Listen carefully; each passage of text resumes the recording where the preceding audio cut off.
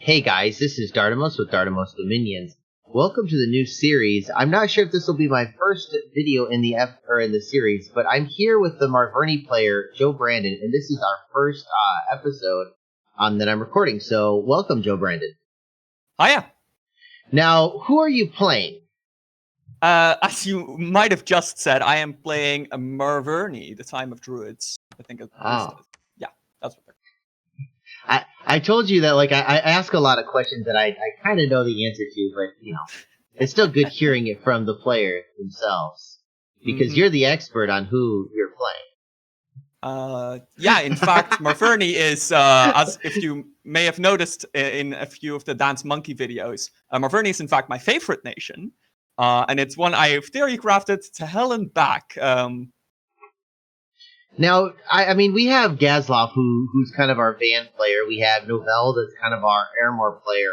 And I've talked to them, and I've asked them about, have you reached your pinnacle? And do you believe that you've reached the pinnacle of Marverni where you think you understand them completely and that your builds will always be perfect? God, no. I never think that about any build I will ever make. You can't consider your build perfect because... the thing with builds is that you can't make them in a vacuum. There will always be some combination of other nations that might make one build preferable over another, or even certain players. Like some players are more aggressive than others, and you might have to deal more with that.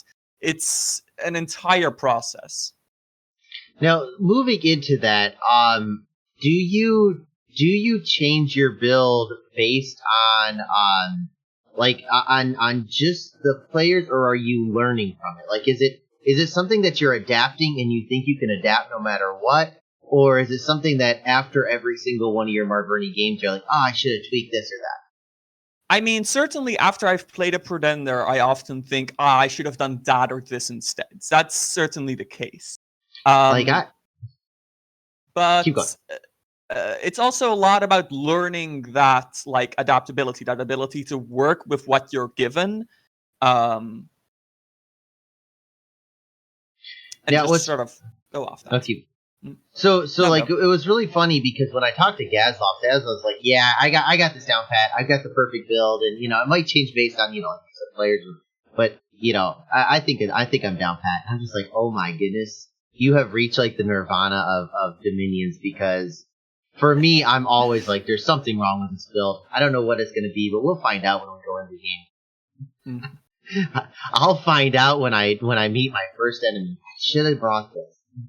Mm-hmm. Now, looking at this nation, the first thing that really strikes me is the temple cost of 200. I mean, is that a selling point for Marverni, or is it just extra? Is it extra spice? Well, So there's one thing that it's relevant for, which is that one of the main features of the nation, the Boars of Garnut, are based off of Dominion. So it means that you're more fine than other nations that are dependent on Dom to start off at a lower Dominion. That is, they get more of their national pigs if they have high Dominion in the province that the mother pigs are. And what's sad is I can't really go into one of the key aspects of this nation because I don't have the ability to get one of the boars of Canute. But we're probably gonna have to find some way of introducing that. But when it comes to temple, I mean, are any of your mages that mainline mages going to be something that is are they going to be, are any of them sacred? Yes. All of your mages except the Sequani are sacred. You have the Gutuater, the Druids, and your Kappa only Elder Druids. All of them are important in varying degrees. Now, let's jump into that. Who are your main researchers? Sequani, without a doubt. Okay, so these guys right here. Now, I am not seeing the stream. Oh, are you not? Okay. Oh, that's right. I forgot. Okay, so the Sequani Stargazers are 45 gold, and they have 7 research. But the thing that really strikes me about these guys is that even though that they've got this really good gold to research ratio, it does seem like they're very like they don't give you a lot of research for your fort. I mean, certainly, but that's also there are two things that were working in your favor here. The first is that as Marverni, you should go magic skills. There are, unless you are making a very memey build in a very, very blitzy game with only like 2 or 3 players, Marverni should go magic, and even in that very blitzy game, I would heavily consider it. So that already puts you up to 10 research points. But then you also have to consider that as Marverni, your units are very economical, as is your main mage. It only costs 45 gold, for crying out loud. So you have more gold left over to spam more forts, which is a thing that Marverni is really good at. And if you spam a lot of forts, you can get a lot of Sequani, a lot of research, and a lot of astral battle power. Mandar, my co-host for today, we're drilling JoBrandon. I hear that you guys are actually putting together a guide for this nation. Yeah, once we can wrangle Sack into helping us. He seems to have been busy. He's been kind of a bum in the games where I'm coalitioning people with him. You know, real life is real life. But yeah, even though you get very little research out of them per fort turn, they're so fucking cheap. You don't need temples. You really can kind of spam these guys out. I mean, you know, but you want magic skills isn't really a good excuse if you ask me, because who doesn't want magic skills? Magic skills aren't cheaper for Marverni than for other nations.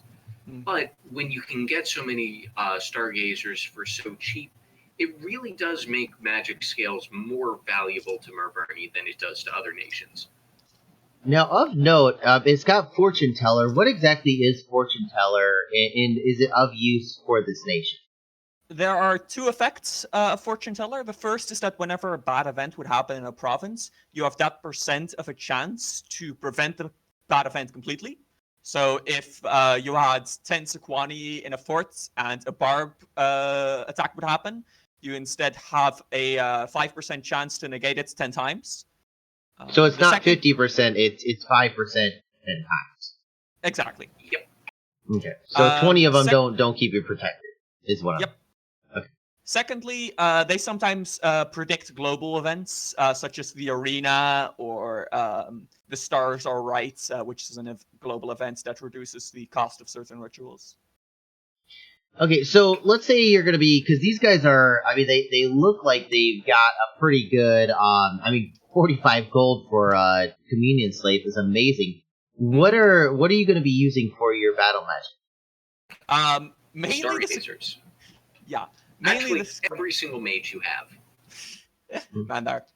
Yeah, it's mainly the Sequani. There are several ways in which you can use them. You can, of course, use them as Communion Slaves. You can use them as Communion Masters to cast Enslaved Mind Soul Slay.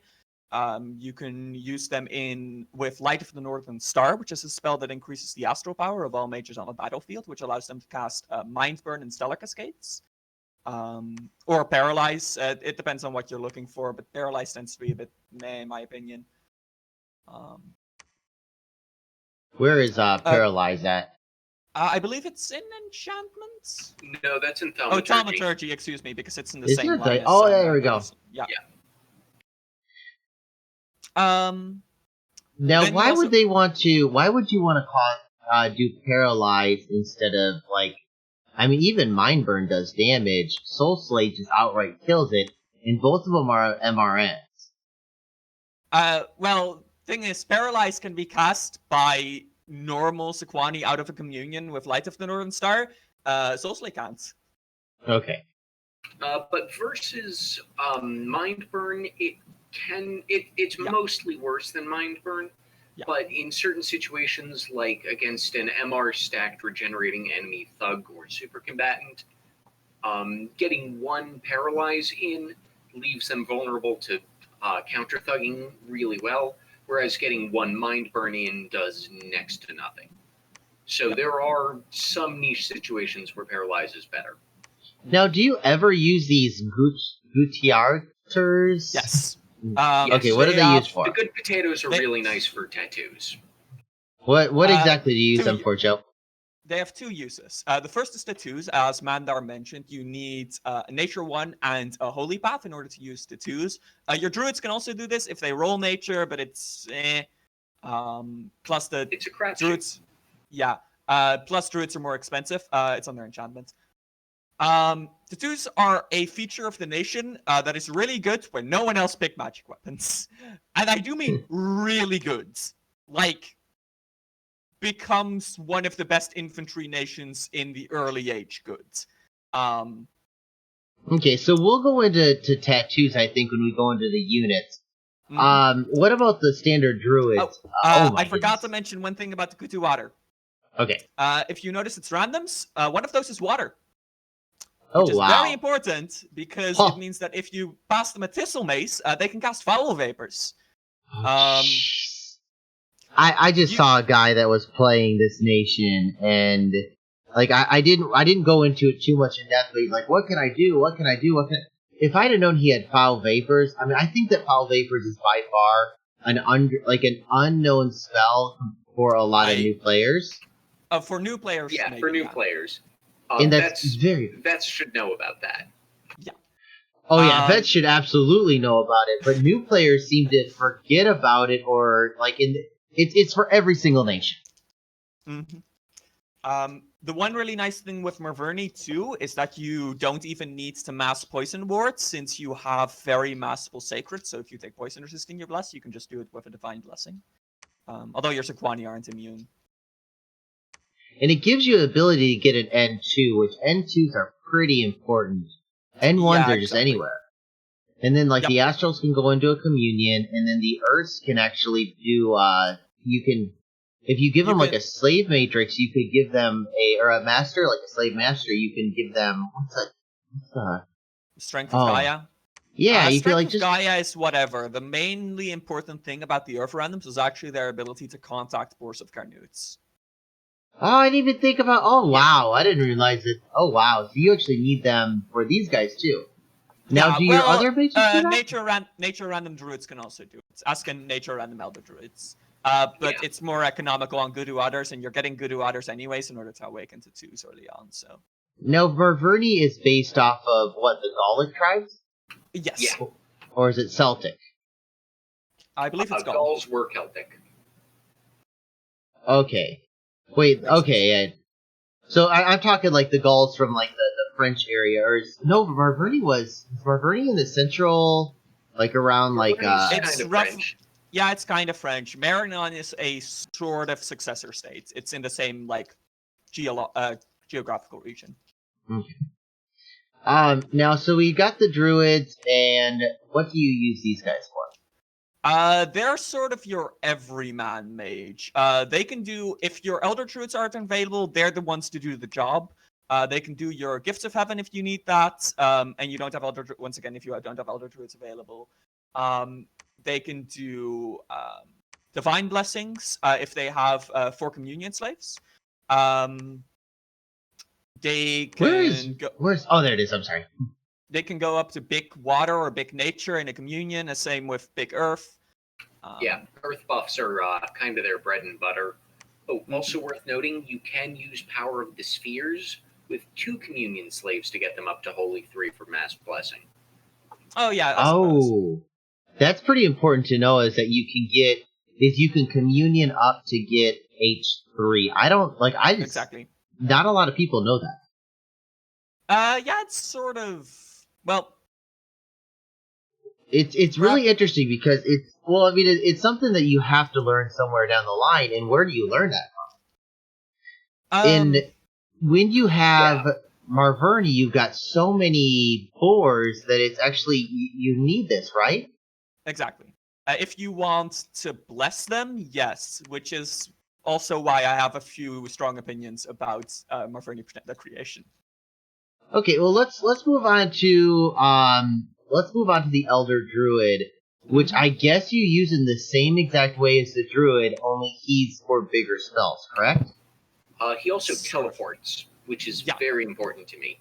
If he gets an Astral random or you give him a Skull Cap, he can teleport. Of course, the Astral True Druids can also do it with a Skull Cap, but that's besides the point. These are probably the guys, or I suppose natural random druids that you make into your prophet later on, so you can have a teleporting dude. These are the guys that can hard cast gifts if you want to be able to cast gifts for a long period of time. Although there is another way to do that. I'm not sure if we want to go into that. We can go into that later. But what is it? I'm sorry. There's there are some communion shenanigans that you can do that aren't really intuitive, that are really good for spamming out gifts from heaven, basically forever. We ran the numbers on this a while ago. It's weird. But on the topic of Elder Druids, they aren't really. They're okay battle casters, but they don't completely eclipse your regular Druids. What they do, however, is absolutely rock at ritual magic. Mind hunting, teleporting, depending on the randoms, they can summon whatchamacallums. Well, Naiads you can also get from but Voodoo manticores. They do good things. I mean, you could theoretically get an Earth 5 or an S5 from this guy. Yes. Yeah, but even the Earth 4 and Astral 4s are random enough that I've had games where I haven't gotten one just at all. Yeah. You can't really rely on getting, S5, Earth 5, or, You can sort of probably expect to get at least one of Earth 4 or S4. Yeah. But those are very valuable, and they do not go into combat unless they really need to. They are very valuable.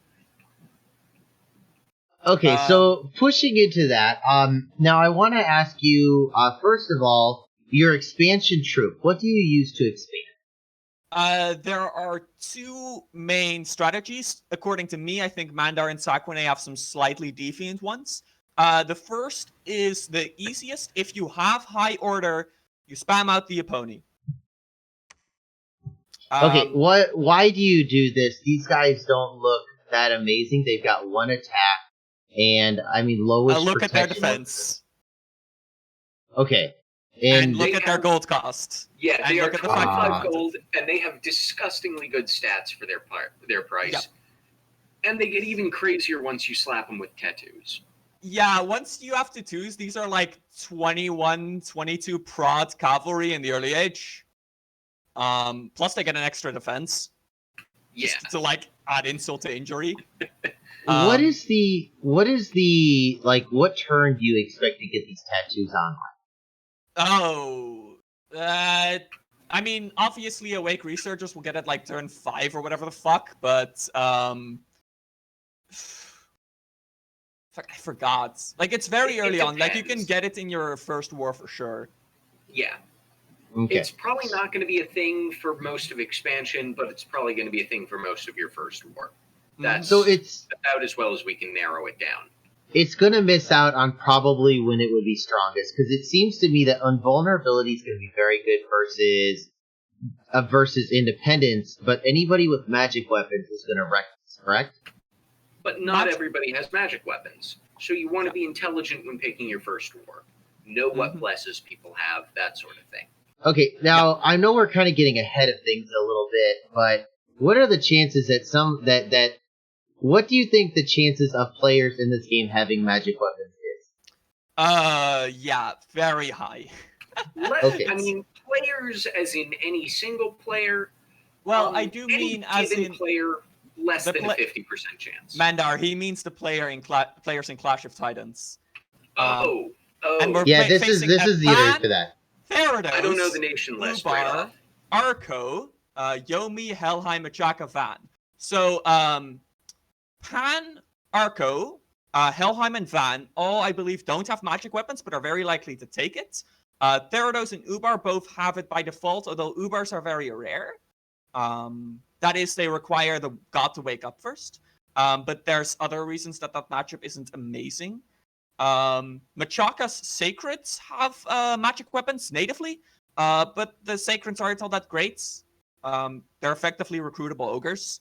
Not that there's anything bad with recruitable ogres, but you have them. Now, of note, there's a Theranos in the game, and if you don't take magic weapon, I mean, Marverni would be the least of my worries. And that's kind of why I get into I mean, a player that's at a high level like this, Marverni actually loses some of its pizzazz. There's a reason I said that the other 4 were likely to take magic weapons. There are builds you can totally take that rely less on the tattoos, but it's rare for there to be completely. The reason I sort of discounted Machaka is that it will not be using its sacreds in force. You can still get enough of like its troops will be effectively useless against the Marverni infantry that it's still pretty good to get those tattoos on, especially since tattoos have the same research as Strength of Giants. Now, when you're using these Aponi Knights, do you use their javelins at all? No. Okay. Now, follow up, and you said Aponi Knights are good for order. Are you planning on going order 3? In this specific game, I am, but there are some like stipulations I want to do on that. Also, one thing I should mention about the Aponi, one of the reasons they're also really good is that they can expand from your capital to an indie province 2 provinces away. Oh wow! Okay, so they got a lot of mobility. Mandar, going into, do you do the Aponi Knights, or do you use another unit to expand? I like Javelineers. If you check them out, they're basically all the way on the left. Yeah, that's what I wanted to get into in a second. The second option, if you have mainly production skills, are Javelineers. Okay, so why are these guys good? I mean, 0 protection seems like it's going to be a bad day. They are extremely, and I do mean utterly spammable. Look at their costs. 8 gold, 5 resources, 5 recruitment points, and they do not have subpar stats. Yeah, all they have is no armor. They're buck naked, but other than that, they are perfectly good troops for militia costs. Yeah, plus they're great. Plus you have to keep in mind that often, especially early age indies, have absolutely horrendous armor. So javelins will just destroy them. And of note, they also got 13 defense skill, which is incredibly high. For the cost, now, that is only 13 defense with the shield, so that's really 16 protection when they get it with the shield. It's not amazing. Okay. It's not like 13 real defense skill. Yeah. For 8 gold, I'd take 16 protection. Yeah, I would too. They're worth their cost. They're also really great against, for example, Aponi aren't amazing against barbarians, but you can just throw like 40 to 50 javelineers at barbarians, no problem. Oh yeah, they will wreck barbarians. Not even close. What's funny is you say like 40 javelineers, that's 320 gold.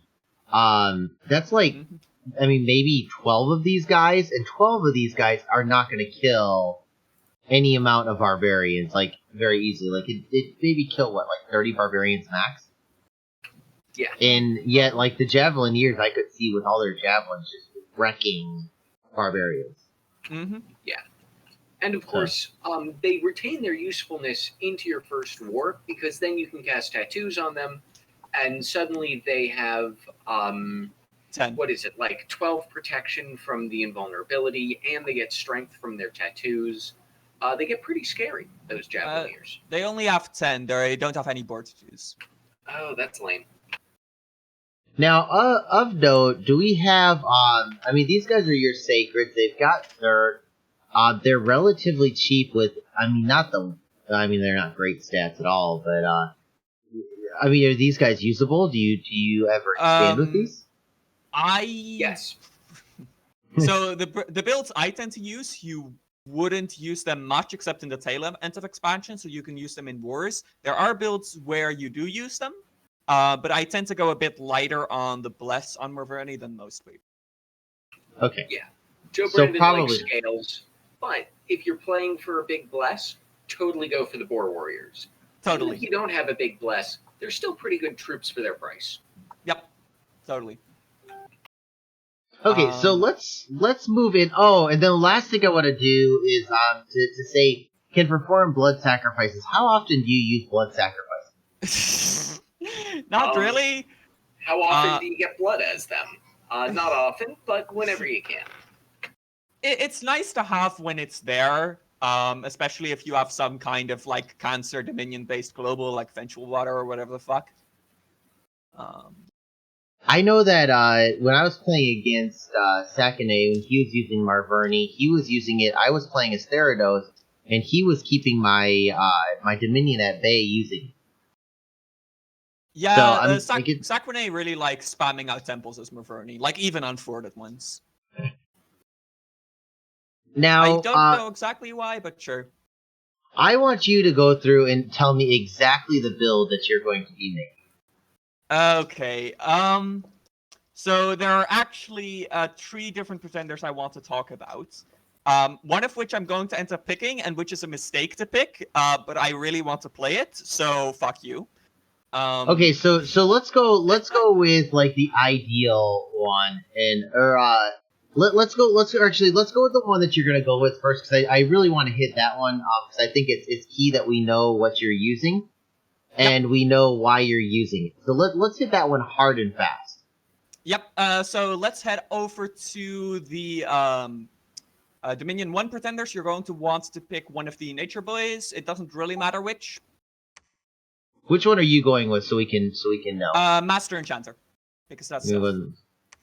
Okay, and then you said because it has stealth, you can sight search, or what does stealthy give you? It's just nice to have, especially since we are going to take 5 air, 4 earth, 5 nature.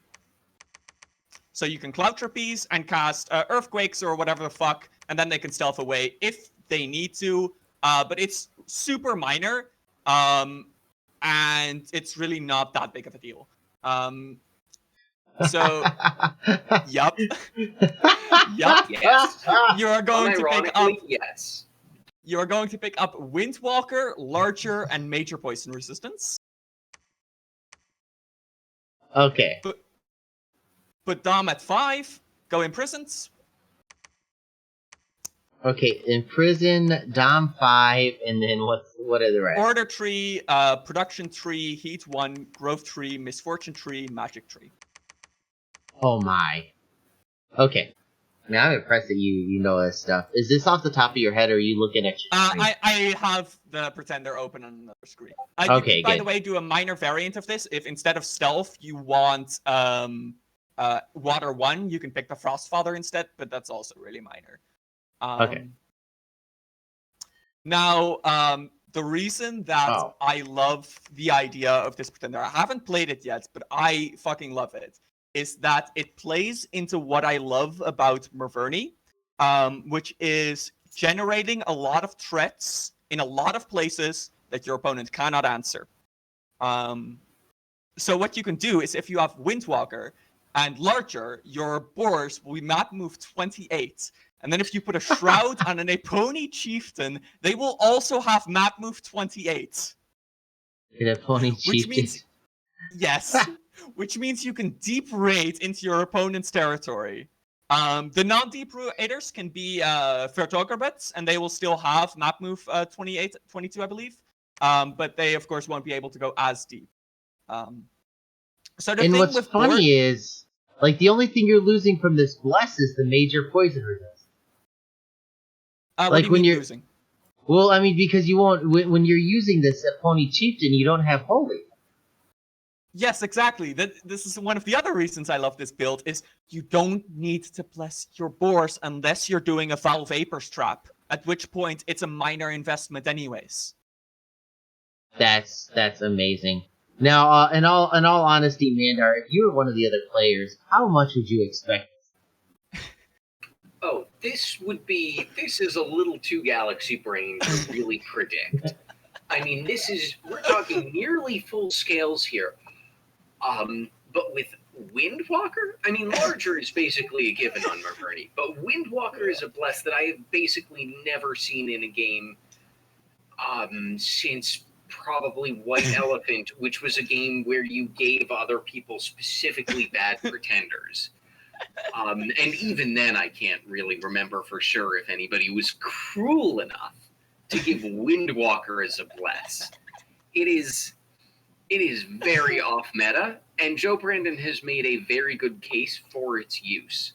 This is Galaxy Brained in the best way. Now, I okay. almost forgot you can actually put a point in whatever path you want, because I forgot this is a rainbow pretender, so you can just put one in whatever you like. Now, Mhm. I've got. Okay, so I want to stay on the bless because the bless is very unique. Now we're in with a higher level of player. There are a good number of very good players in this. I mean, Sequani and Nosy are two of the best players that I know. Mm-hmm. Do you think that this is going to? Do you think that this has a potential of working, or are you doing this for fun, or do you think there's a small chance? Like, what? I think it's fun because I think it has the potential of working. The main problem it has in this game is that we're with 9 players total, which means this is just slightly too long term. If you were to create your pretender for a 9-player game, I wouldn't recommend this. With 12 players, I think you could do it. But this pays off just a little too late. That said, it's still a full scales build, or a near full scales build for Marverni's sake anyways. So this can work, and you just have a fun little surprise at the end. That's also one of the reasons I really like it, is you're not sacrificing much in comparison to a full scales build. Can we go into the whole number of players? How does that shift the paradigm? More players, longer game. Yeah, more players, longer game, which means that it's sort of of course the end goal is winning the game. And if there are more players in the game, then that means that the late or mid game makes up a larger percentage of the entire game, assuming you survive the early game, which is a whole another thing. But in a 9-player game, or even a 6-player game especially, the early game is the game. So you want to pack as much power as early as you can. Okay. Now, let's go into the scales real quick. The heat one is not a big deal. The scales you've already talked about. So let's hit the biggest one that looks unusual, which is Misfortune 3. I want you to tell me, and let's shoot this to Mandar. In fact, Mandar, what are the risks on a normal nation? Not talking Marverni. Let's talk it. What is the risk of going Misfortune 3? Mostly indie attacks. You lose out on heroes. You lose out on some income from bad events. You lose out on some gems. But mostly, you're going to be attacked by barbarians a lot like this. Barbarians and knights and all sorts of other nasty guys are just going to be crawling up out of the woodwork to steal your provinces and annoy you to tears. I think that it's worth noting, as a side note, that luck and misfortune scale with themselves. So luck 3 is more than 3 times as strong as luck 1, and misfortune 3 is more than 3 times as strong as misfortune 1. So going all the way to misfortune 3 is a bit of a tough sell, even though misfortune 1 or 2 would not be a tough sell. Mm-hmm. Now, of note, I've seen Misfortune 3s where troglodytes and what are the blood summon Demon Knights. Demon Knights hit the same province in the same turn. Yep. Those events are very rare. They can happen, of course, and it will be a fucking bitch when it does. But most of the time, you can just expect barbarians. Now, with that, I mean, how are you planning on mitigating that? So there are 2 things. The first, of course, is you have the Sequani, which are your main research and battle mage. So you will have a lot of them in all of your forts. The second is you will have a lot of forts. And during the construction of those forts, you just need to throw 30 to 40 Javelineers or whatever in the province while you're building it. And you'll be safe from most indie attacks, which is barbarians. Are you still planning on losing a couple forts to indie attacks, or are you? If I play it well, I won't. Okay. Now, It can happen. There's some chance that I'll sit there with my 30 javelins and find demon knights attacking the province. Tough luck. If you want to, there's a minor variation you could do on this build where you drop 1 point of nature and go for minor poison resistance instead. But we have a Pan and a Therados in the game, so I really want to get that major poison resistance. okay, so we're gonna go into I don't want to hit the boards, even though it is a major part of Marverni, because I think that we'll probably get an idea of what the boards do while we're casting the game. But what I want to do is I want to talk to you about you as a player, and then what do you expect from the other players? Because you have seen the list of the other players, correct? Mm-hmm. Okay. I have seen the listing. Let me pull it up again. Now, how with you, do you find that you are an aggressive player? How would you describe yourself as a player? More passive than I'd like to be, actually. There is, how do I say this? I have a really, in my eyes at least, I have a pretty good understanding of theory, which means that I tend to play longer in the longer game. But I find that often execution is really important. As an example of a player with really good execution, you can think of Arco, who I think won Lucid's tournament. Execution and being able to win and close wars early is very important.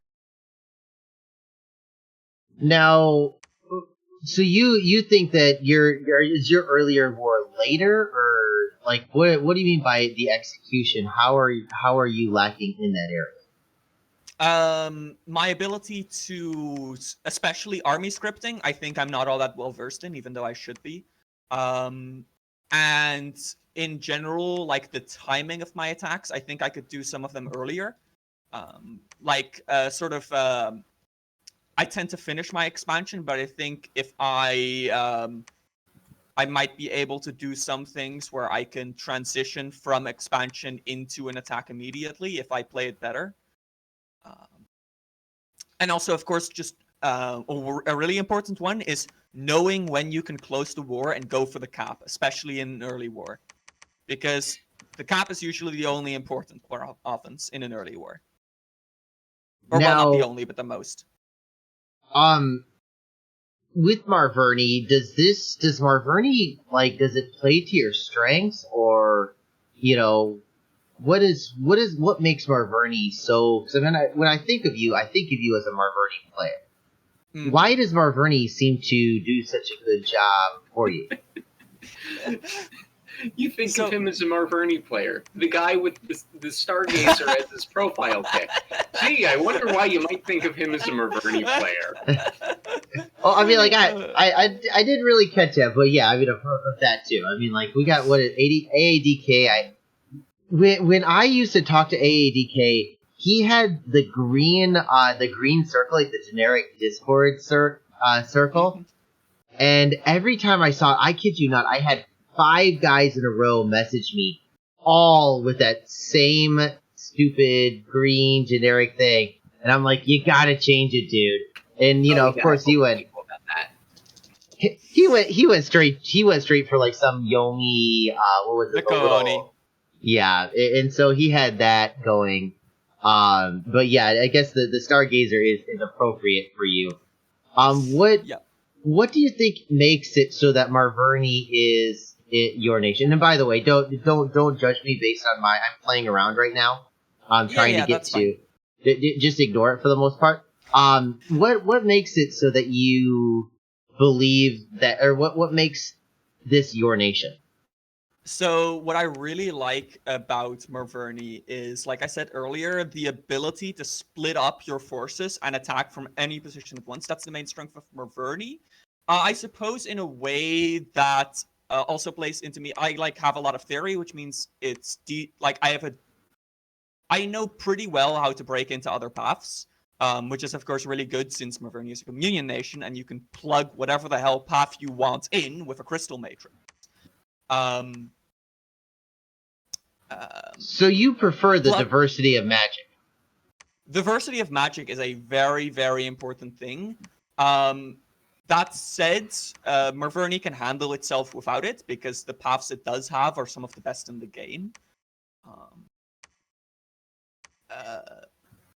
It's one of the strengths of the nation that I think sort of play well into me. How do I say this? It's also the fact that how do I say this? In my opinion, like I said, army scripting is also a weakness of mine, but the army scripting from Marverni is actually fairly straightforward. You either throw a bunch of pigs out, you trap a bunch of pigs so you can buff them, or you have a bunch of human units that you're getting buffed. And in pretty much all cases, you're either doing a line so that you can trap the pigs, or you're doing a box so you can buff stuff.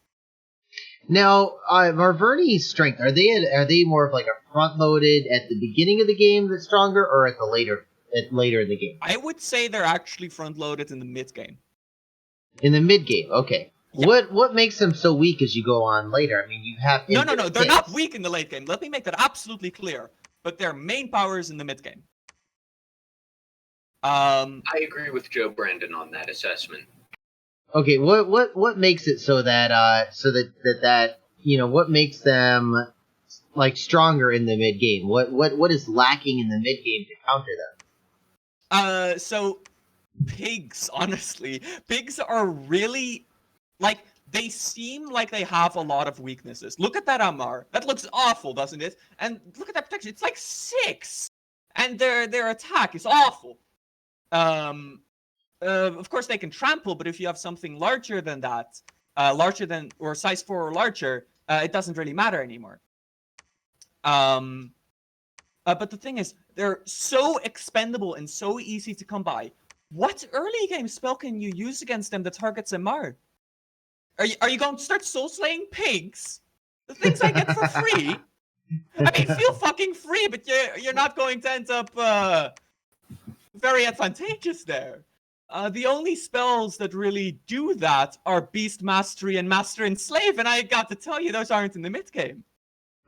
And you can start fighting them, but they have like 26 HP, and they come once again for free. So if you're punching them, I'm already ahead. I mean, like something to consider about early game MR. Which would be Mind Blast, or if you're using Death Magic, it would be Shadow Blast. Might be the only things that'll pop up early enough to really target MR. Yeah, I mean, Mind Blast start paralyzing pigs. Who the fuck do I care?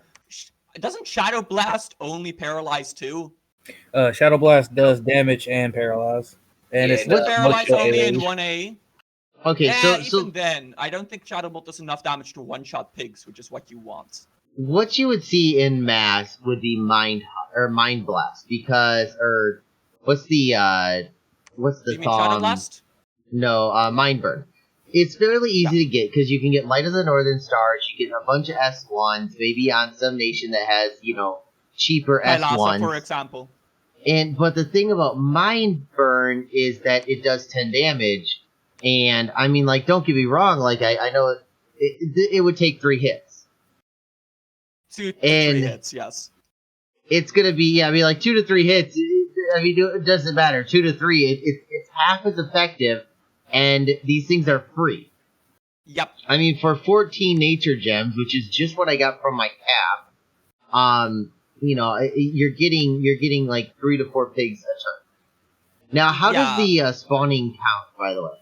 So, if you take your Dominion, you roll a dice.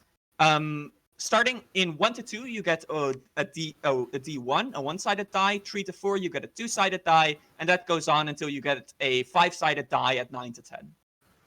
Okay, now I do want to hit real quick, because we did hit on your strengths. But what of note is that okay, so we have these players that are all very good at what they do. What is the who are you looking out for? Who is the scary ones that you see as? I want you to give me like 2 or 3 players that you think that you're going to be most afraid of, and I want you to tell me why. So the problem here is that there's only like 3 players here that I think I've played with before. I don't think I've played with Showman, although I have talked with him. But I suppose it would be Nosy, Kirby, and Sequani. I think Sequani and I have fairly similar strengths, although I think there are some differences, of course. Nosy, I think, is also similar to me, but is better in execution than I am, I think. Hey, stream is paused. Okay, sorry. Yeah. You're not missing much. I'm just sitting still. And Kirby, I've only played with a few times. I'm not sure about him. Like, how do I say this? Kirby is scary. Take it from me. He's whooping my butt in no nonsense right now. I've seen Kirby be very good, and then I've seen him, sort of flail around, lackluster at other times, and it's really interesting because he has the potential, but I think like some turns he makes royal mistakes, kind of like me. Like that's why I play co-op, is because I make these mistakes. I have a little story about Kirby. So it was in Black Swan.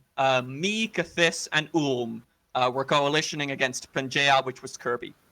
And it was going fairly well for us. Kathis ended up piecing out, but me and Ulm were making work of Pan. And I actually ended up through some, like, I played Kirby out a bit, and I managed to get his cap. But the thing is, while I was busy with his cap, he almost took Ulm's cap.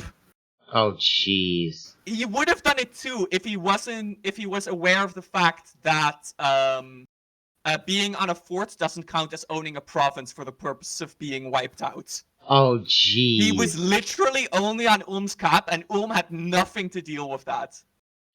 Wow. Now, let's start from the top. So you said Nosy and Pan. Are you worried about him early, mid, or late? So I'm scared of Nosy late because, like I said, he has some similar strengths to I do. He can also play the long game very well. Pan, me and Mandar have had some discussions about the Marverni and Pan matchup. It's okay. Yeah, it's okay. I don't think I'm extremely disadvantaged, but I'm also don't think I'm extremely advantaged. It also depends a lot on the build. But Pan is one of the scarier players, definitely, early on. And then what do you, so what do you think about Nosy on Pan? Has he played it before? Do you know of his... I am not aware of Nosy having played Pan. Okay, so one advantage that you have is that you've played this nation before and that you're experienced with it, where Nosy might not have that experience, which is really interesting. But speaking as somebody who has a lot of experience on the nation they're playing, Kirby is probably the most... Yeah. I don't know anybody who's played Ubar more. Now, granted, I don't know a lot of players, but Kirby seems to be in, I think 6 Uber games. The man likes Ubar. I'm actually currently in an Ubar game with him. Now, that being said, I know a lot of players that like, we were talking about the home player earlier, who played Yis a lot, who, he was nothing spectacular. You didn't hear him winning every single game like you do with Arco with Arco. No. And so, does Kirby seem to enjoy Uber, or does he seem to enjoy it and is good?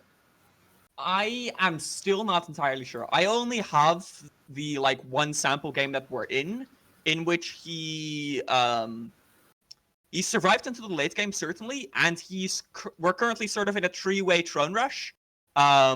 Me, Nosy, and him. And he was the first to throne rush, but it sort of backed out. He might still be able to do it, but it would be barely possible. What I'm really excited about is to see if he's finally gotten his Ubar build, because it's the same one I heard of. I think it's Fun Bar or something like that, where he's playing against Lucid's Lanka and Coconut's Macone. That and Coconut did it back when McClellan the pre-patch one too, and like he seems to have done well, but not well enough to win the game handily. Mm-hmm. In fact, I don't know if he's gonna. I think he doesn't have a chance in that one from what the limited that I've seen, but he seems like he's almost there, and I'm kind of curious if this is going to be the game where he turns it on, and I'm really looking forward to getting the interview with him. Mm-hmm. So Uvar, from what you know, is it scary early, mid, or late? From what I'm aware, it's scary in the early to mid game once they've got a lot of genies. Those are hard to deal with. For most nations, they're like invisible, have glamour, really good stats, a whole bunch of bullshit. And some nations will just take that to the face and not be able to answer it. So let's move into Sequani in Machaka. Machaka is not known as a strong nation. Is that correct? Middle age is weak. Early age has a lot of strengths, including arguably one of the strongest mages in the game. My opinion on earlier Machaka is that it is basically 3 Buddhas in a trench coat pretending to be a real nation. And they pull it off kind of well. It's actually accurate, by the way. It's actually quite accurate. Now, this is the same nation that GC played, and it's like his favorite is the Pygmy one, isn't it? Yeah. Oh, yeah. Yes, Pygmies are great. Pygmies are very cheap. Those are even cheaper than Marverni Javelineers. Mm-hmm. But now, look at the Buddhas. Come on, wait, which we're talking Buddhas in a trench coat, the nation. Yes. You're sneaking into a movie theater. Don't deprive the people of the Buddhas. 6 paths, any fort, 215 gold. Get out of my face. Forge bonus, shape changer, stealthy in their other shape. But they don't random in anything still. pretty. It's the same. It's the same 3 paths. Do not excuse you. They don't random in anything pretty. Earth, fire, death. What more do you want? Nature, blood. Get out of my face. I want Be blood gone. too, and a with blood. those Be paths, gone, you want God. nature? Hey, if I get a wish In list, terms- just let me tell you, I will use it. No. But the thing is, in terms of combat magic, in terms of mages who want a lot of, this is exactly what you want. I mean, lots of earth and lots of death. give them 30 more hit points, and this thing is beautiful. Okay. Like, you this already is have dream. nature. Turn them into a demon, and they'd be. It's literally the paths that a Dione has, isn't it? Something close. Something close. They have slightly less fire and death, I believe. And they're half the cost, so I do give them that. I do enjoy Like- the Herod, but let's stay away from the nation and just look at Sequani. I mean, do you think Sequani is going to be able to pull off this nation? Sequani is, I believe, a player that can pull off a nation like Machaka very well. Sequani is a very good player. He's going to pull it off like a prom dress at midnight. Do you think that this is going to be something where we're going to see Sequani pull out something unusual? So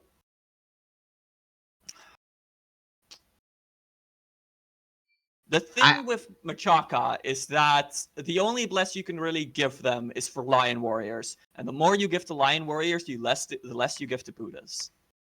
Like, the more you pay in scales, the more expensive Buddhas become, and Buddhas are the lifeblood of this nation.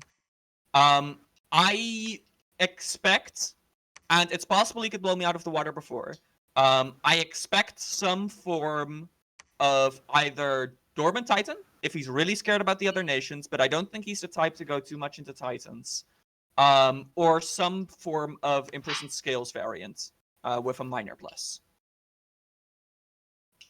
That would be my expectation. Yeah, Machaka doesn't really need much out of a bless. It definitely wants scales, in my opinion.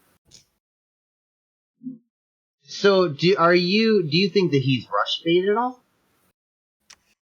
It depends on what exactly you're trying to rush with. The thing is, lion warriors are ogres that are sacred and you can recruit, and some things just die to recruitable ogres.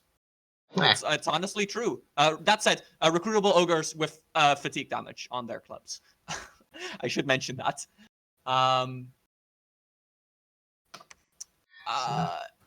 But their troops aren't amazing for most purposes.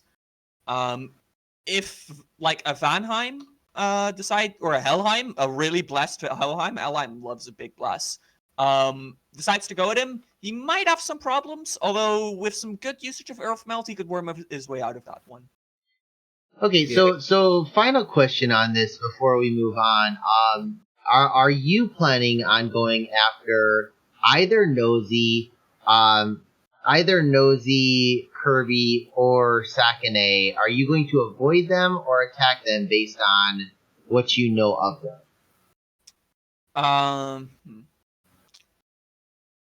I know that. How do I say this? So, as a player, I think they are one of the more scarier that I know of, because the ones I know of and I know they're decent players. In terms of attacking or being attacked, I would totally rush Sack. I think you would be a pretty good matchup against him early. Yeah, like the thing is, I wanted to. Yeah, like the thing is, I was thinking about going against Machaka, and that's specifically because Machaka has very few magic weapons. It has them, but it doesn't like using them a ton. And even if it does use them, fact is they have one attack, are size 3, and I have a lot of guys. To stop him with. I really think that this looks like rush bait. I would not be surprised to see Sequani bring out something that's either dormant or awake in order to cover that base. Now whether he will or not, I have no proof because I haven't really been. I haven't talked to him yet. But what's interesting is that better players seem to put up more of a fight. But if everybody's better, then there's really not too much direction. So I'm going to be kind of interested to see, where players go, and how they react to this. So, well, I think that we're going to wrap that up at this point. We are at about an hour at this point. So, I want to talk about. What's that? Sorry. Didn't even give me the chance to talk about the contenders I was actually going to do. I'm kind of happy that I didn't. I really kind of want to focus on what will be, and to get on that. But and I also don't want to steal you guys' thunder. If you guys do get the the guide going, I can link it in the description below as soon as you guys get going or get it done, and then you guys can probably do a better, your quote unquote better build there. But I do want to thank Mandar and Novell. Thank you for joining with me today. Thank you for having me. So I'm really looking forward to Mandar and Novell will be probably my main co-hosts, especially with Valen being a little bit busier lately. And so I'm really looking forward to doing this series with you. JoBrandon, thank you so much for taking the time to actually go over your build. No problem. And I definitely am gonna touch base with you again. So I hope that you keep at least some of your really better turns. And if you do end up getting a turn that's really good, I'd like to go over some of the fights with you throughout the matches. So, okay, guys. Well, what's that? Let's just hope I don't script all of my communion slaves as communion masters again.